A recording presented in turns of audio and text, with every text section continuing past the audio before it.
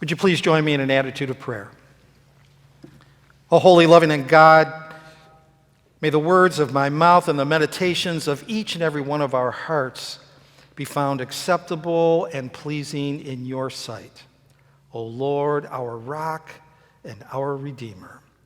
And the church said, Amen.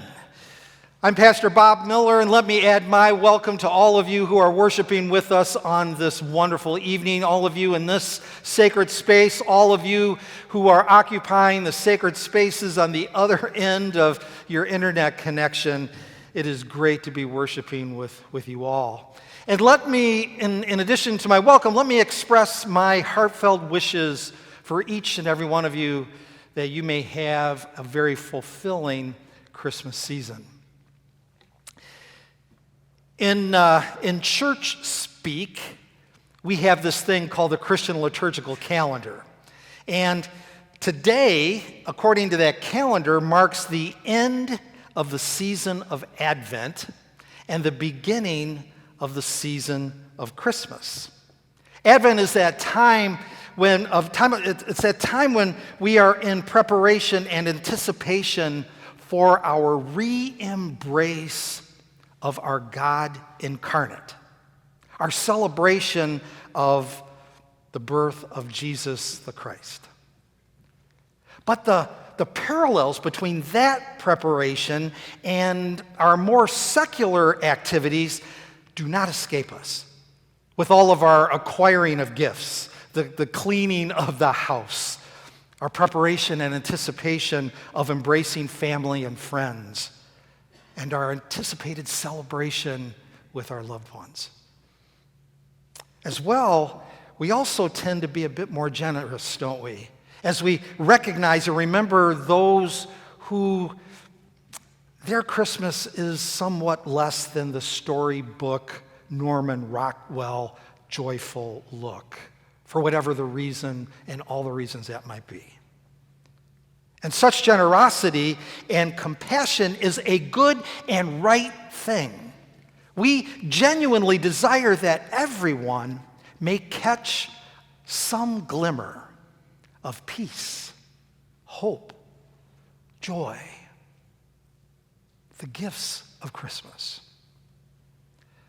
Now, during this past Advent, if you've been following along with us, you know we've been having a little bit of fun with the preparation and anticipation as it relates to nostalgic receiving and opening of Christmas gifts.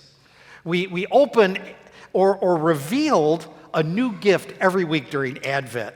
Now, they included sea monkeys. How many of you have there's sea monkeys, yeah. Play-Doh, hula hoops, and by the way, if you missed the hula hoop sermon, you need to go back and look at it. Because that will, let me just say that Pastor Susie is immortally captured forever trying to hula hoop. And our last one was Legos.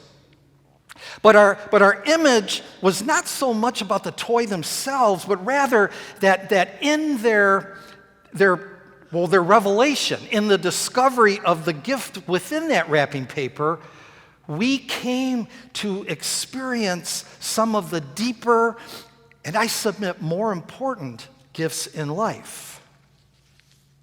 Again, joy, hope, peace, and love.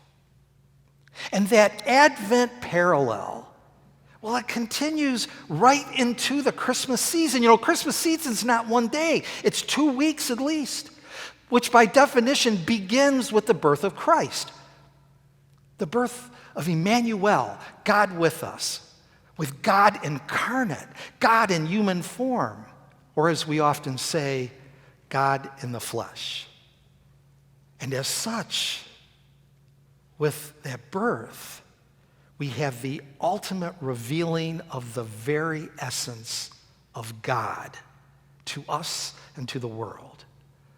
For Jesus, as God incarnate, God in human form, was God among us, showing us in how he lived, in what he taught, God's priorities, God's desires, God's power, God's unwavering dedication and love to and for God's beloved people.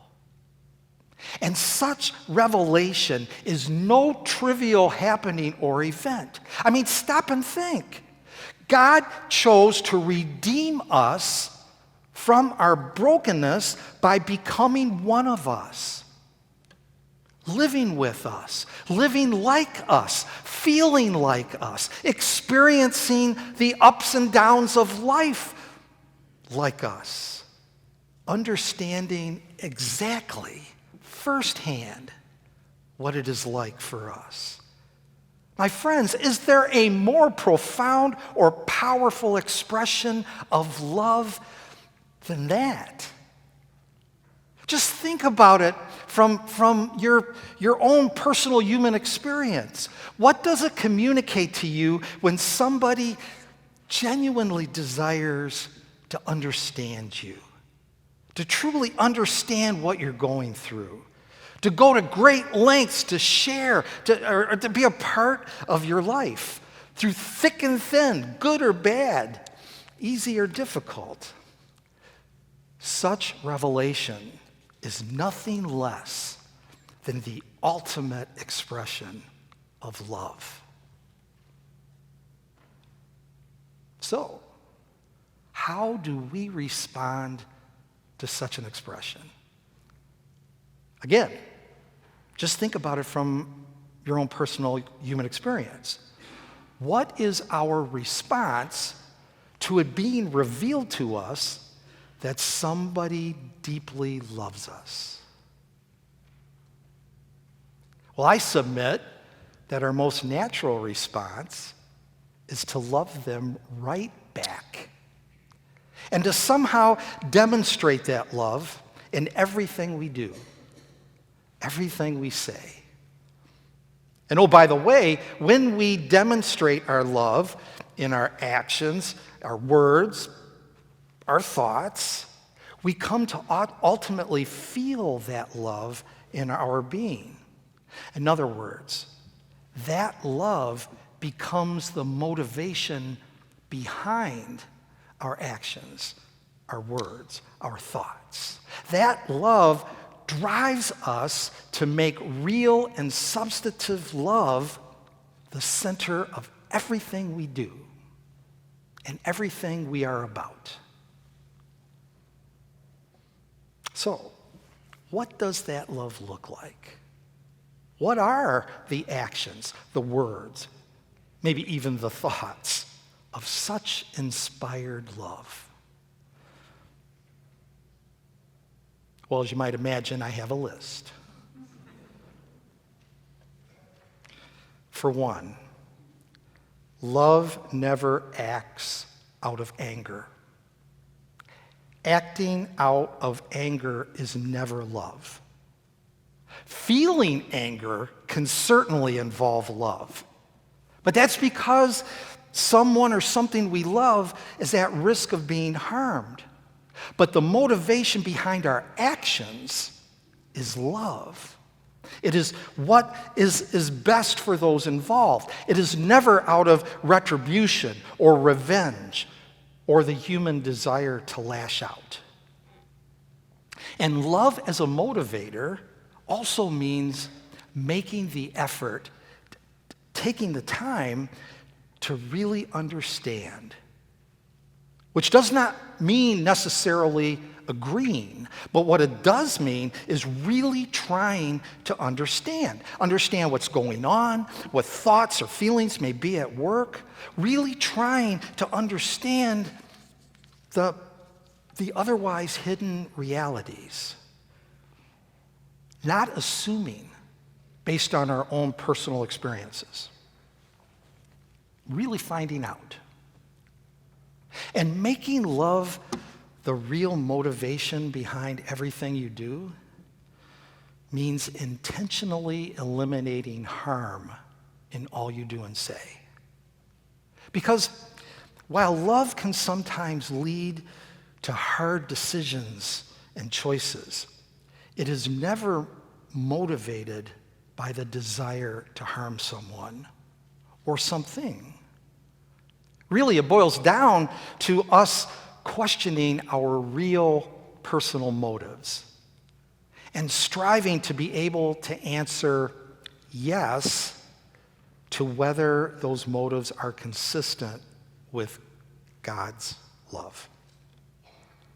And such consistent motivations lead our love in action to involving our sharing of God's gifts with others. Let me tell you what I mean. Each of us have wisdom in areas that others may not have. You may have talents and skills that are unique to you and your background. You have various resources that you have been blessed with. You have the gift of time that you possess and that you are in control of. Appropriately sharing those things with others, making use of them for God's creation, and allowing others to share what they uniquely have with you is letting God's love be evident through you. And finally, love looks like letting people know they're loved. And this can fall into many different categories, from loving neighbor to loving family to loving the gift of this earth to loving oneself, but especially to loving God. God showed God's love for us, and in so many ways, through Christ. And just like mentioned a moment ago, our natural response to the revelation of someone deeply loving us is to return that love. Letting God know that you love God by demonstrating that love in everything you do, say, think, and ultimately feel. That's my list. My friends, love is exactly what Christmas is all about. It's about the birth of Christ, of God incarnate, God among us. And like a Christmas card I received this year so perfectly says, Christmas is the original love story. For the birth of Christ, that birth event, is nothing less than the ultimate expression of love, revealing God's love for us and God's loving action to us. And we journey through Advent and onto Christmas Eve, remembering that birth and re-embracing all that it means for the world and for us. Begging the question for each and every one of us to answer, how is that revelation going to inform what you do and how you are from this point forward? Christ's birth and the revelation of God among us was the single most pivotal and transformational point in human history. And it has the opportunity to be the same for us as individuals, as community, and to do so a little more and more every year. For that, my good and beloved friends, is my hope and prayer for each and every one of us. May it be so. Amen. Amen.